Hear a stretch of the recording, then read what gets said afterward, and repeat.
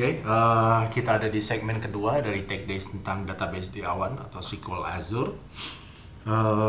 Di segmen ini saya akan mendemokan langsung hal-hal yang saya bicarakan tadi di segmen 1.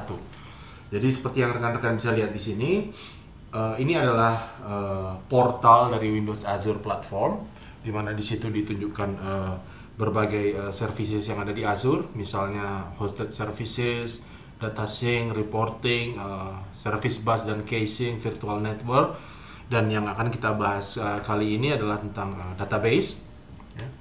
Jadi seperti yang rekan-rekan bisa lihat, setelah kita punya Azure account, kita bisa create SQL Azure Server dan kemudian nanti SQL Azure Database. Cara membuat sebuah SQL Azure Server, kita tinggal pilih subscription yang kita gunakan, kemudian kita klik create, kita memilih region ya, jadi ingin kita deploy di mana server ini di data center Microsoft. Jadi ada pilihannya. Katakanlah mungkin karena kita di Indonesia, kita pilih yang paling dekat, yaitu data center di Southeast Asia. Kemudian administrator loginnya, katakanlah saya buat Norman Gracie, password,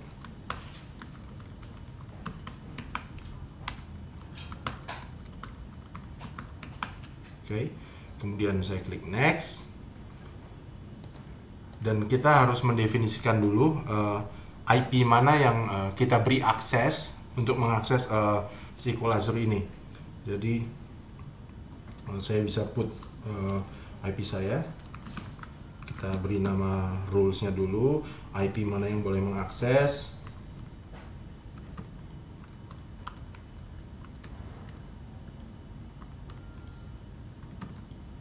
Seperti ini. Kemudian saya klik OK. Jadi setelah saya definisikan firewall rules-nya, saya klik finish. SQL Azure akan automatically membuatkan suatu server untuk saya, dan kita bisa lihat ini ada server yang baru di sini. Ya, database-nya baru ada database master. Dan di sisi properties, teman-teman technical audience bisa lihat fully qualified DNS name. Jadi DNS inilah yang akan kita pergunakan untuk mengakses database SQL Azure ini. Saya akan copy untuk keperluan nanti. Setelah kita punya server, step selanjutnya adalah kita create sebuah database. Jadi kita tinggal create a new database. Katakanlah database name-nya adalah book database, dimana kita bisa memilih apakah kita ingin memilih edisi web atau bisnis dari SQL Azure ini. Edisi web terdiri dari database yang size-nya 1 GB atau 5 GB, yang bisnis 10 sampai 50 GB. Untuk keperluan demo ini saya pilih aja yang web 1 GB.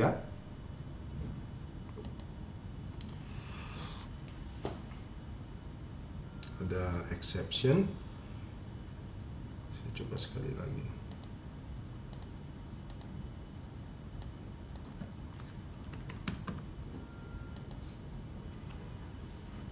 Ya, saya menggunakan kata-kata database sebagai database name.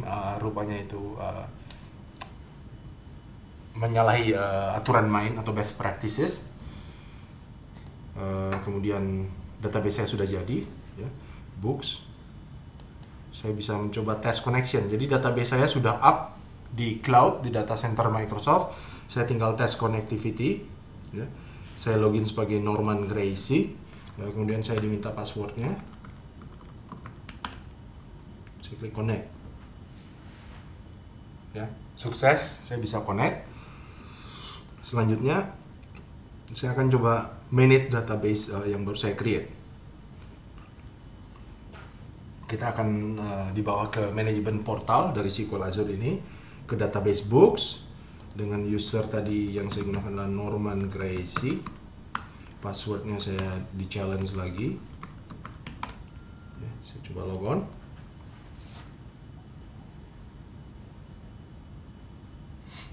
Ya.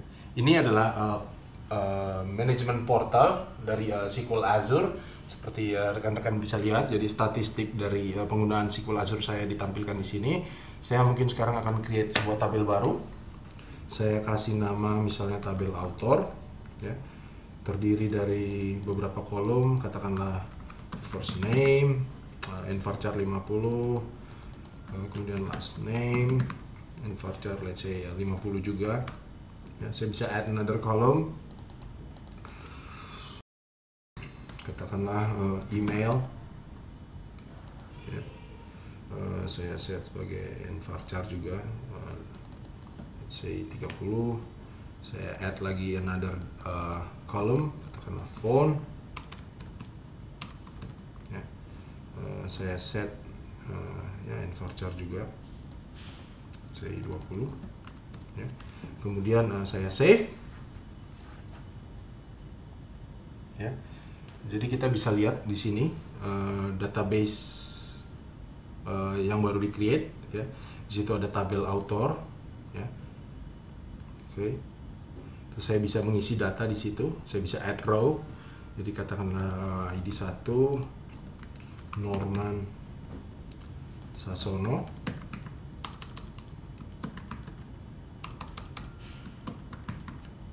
Ya, email mungkin saya isi norman@microsoft.com. Saya tambahkan field berikutnya, let's say Marcelo Garcia, marcelo@bjj.com. Saya add another row 3, misalnya Braulio Estima, braulio@nogi.com, misalnya. Ini contoh-contoh data. Kemudian saya save, ya. Data-data ini sudah tersimpan di database di SQL Azure saya. Nah, saya juga ingin menunjukkan bahwa selain menggunakan portal yang ada di SQL Azure itu sendiri, saya dapat menggunakan SQL Server Management Studio yang ada di SQL Server 2008 Release 2. Ya. Kita bisa melakukan koneksi, ya. Jadi saya pergi ke database, ke server saya melalui fully qualified DNS name-nya, ya. Saya bisa connect menggunakan SQL Server Authentication. Tadi saya menggunakan Norman Gracie. Saya masukkan passwordnya bintang. Oke. Jadi SQL Server 2008 Release 2, SQL Server Management Studio-nya, selain bisa digunakan untuk mengakses SQL Server on-premise, bisa juga dipakai untuk menggunakan SQL Server yang ada di cloud. Jadi saya coba connect, mudah-mudahan tidak ada masalah. Ya, seperti teman-teman bisa lihat, saya sudah connect ke SQL Azure di database yang saya create. Tadi ada database books, ya, ada tabelnya di situ. Saya create tabel author, ya. Saya bisa create new query. Katakanlah saya akan select first name, last name from author. Saya running, ya. Dia menampilkan data yang ada di SQL Azure. Oke, jadi setelah saya melakukan query, saya bisa mengakses data yang ada di SQL Azure di cloud sana menggunakan SQL Server Management Studio. Dan di demo yang terakhir, saya ingin membuat sebuah aplikasi desktop sederhana menggunakan Visual Studio Light Switch untuk mengakses dan mungkin mengupdate data yang ada di SQL Azure tadi. Jadi saya tinggal create sebuah project baru, ya. Saya memilih sebuah Light Switch project, katakanlah di sini ya book application, ya. Oke, ini sudah di create template Light Switch buat saya, dimana di Light Switch kita tinggal mendefinisikan data source dan screen yang ingin kita buat. Data source di sini saya bisa add sebuah data source, ya. Saya bisa pilih database, ya. Server name-nya saya benar-benar bisa put DNS fully qualified name dari database SQL Azure yang saya miliki tadi. Kita menggunakan SQL Server Authentication, jadi saya menggunakan Norman Gracie tadi. Saya bisa pilih, saya coba test connection terlebih dahulu, sukses, dan saya bisa pilih database books, ya. Dia akan coba retrieve database objects yang ada di SQL Azure tadi. Jadi saya juga dapat mengakses dari Visual Studio, ya. Kita kita bisa pilih tabelnya, ada tabel author, saya add ke dalam project Light Suite saya.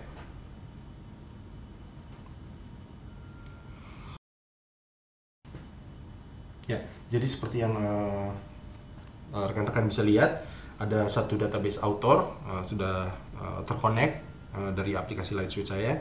Saya tinggal membuat sebuah screen, katakanlah sebuah editable grid screen yang saya kasih nama author.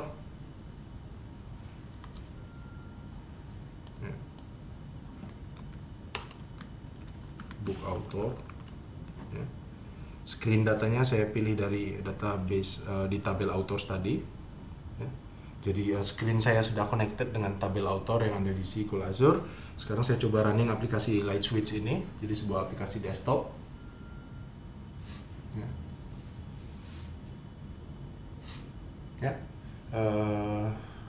Seperti yang rekan-rekan bisa lihat, aplikasi saya sudah jadi dan data saya yang ada di database di SQL Azure bisa ditampilkan di sini. Saya bisa add data baru, ya, misalnya ID-nya saya isi dengan 4, first name-nya saya put Edi, last name-nya Bravo, emailnya Edi at planet10.com, ya. Terus saya bisa save. Oke. Kemudian Norman Sasono tadi misalnya saya update jadi Norman Gracie, saya juga bisa save, ya. Dan kita tahu Light Switch, ya, kita bisa ekspor data tersebut ke Excel.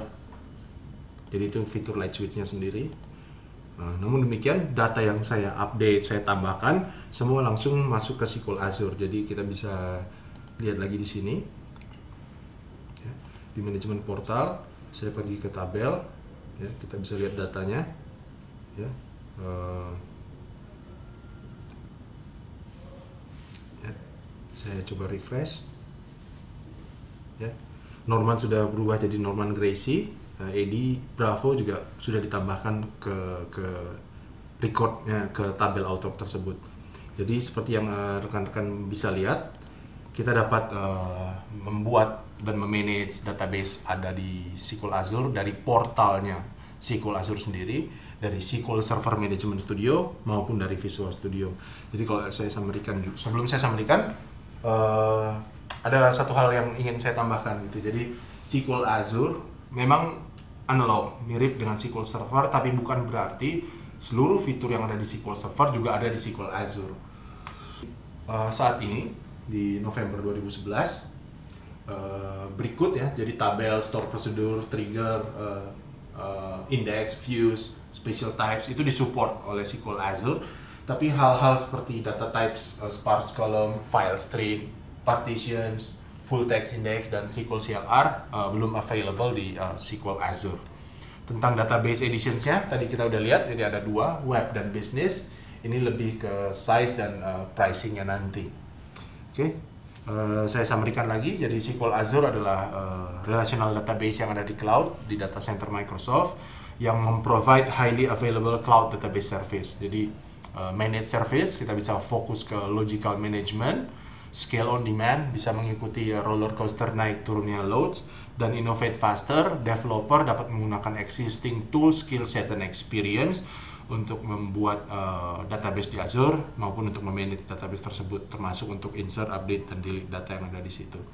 Oke, sekian sesi Tech Days kali ini.